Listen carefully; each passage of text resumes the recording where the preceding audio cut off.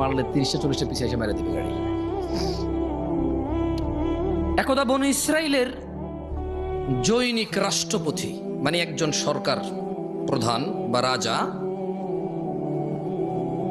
ওর যুগের মানে ওই রাজা তার সময়ে একজন আবেদ বুজুর্গ মানে বোঝেন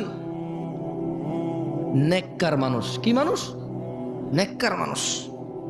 তো ওই রাষ্ট্রপতি ওর যুগের একজন নেককার মানুষকে 4টি কাজের যে কোনো একটি কাজ করতেই হবে বাধ্য করেছে, যদি না করে ওকে হত্যা করবে। তাহলে বনি ইসরায়েলের একজন রাষ্ট্রপতি একজন বুজুর্গ নেককার মানুষকে কয়টি কাজ করতে বলছে? না, এই যে খেয়ে ফেলছেন 4টির যে কোনো একটি, মানে করতেই হবে। 4টির যে কোনো একটি হলেও করতে হবে। তো তাকে কি বললো? তাকে বললো যে শোনো, তুমি হয় মদ খাবা, অথবা মানব হত্যা করবা, মানুষকে খুন করবা, অথবা শূকরের মাংস খাবা, অথবা তুমি কি করবা? জেনা ব্যভিচার করবা।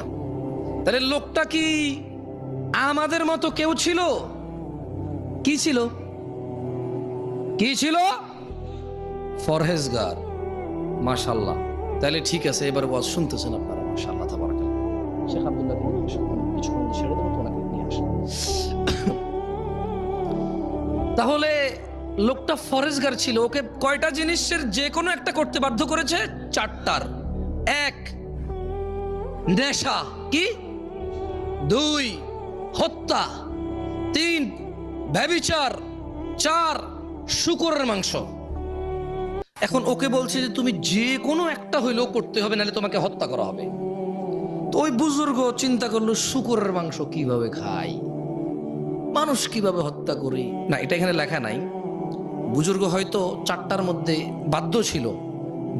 ওকে ওর রাষ্ট্রপতি বলতেছে যে তুমি এটার যে কোনো একটা করতেই হবে। তো জীবন বাঁচানোর জন্য নির্বাচন করেছে মদকে। মানে শূকরের থেকে ইজি না? আর মুসলমানদের মধ্যে কে হাত তোলেন তো, কে শূকর খাইছেন? এ পুরো গ্রামে মুসলমান সমাজে শূকর জবাই হয়? গাঁজা পাওয়া যায় কিনা? হ্যাঁ, দেখছেন ওই বুজুর্গেরও একই অবস্থা হয়েছিল। আর হাসতেছে, এটা কমেডি বুজুর্গ। আরে ভাই, একটু বিবেচনা দিয়ে চিন্তা করেন না। আপনি যেরকম নেশাকে শূকরের চাইতে ভালো মনে করেন,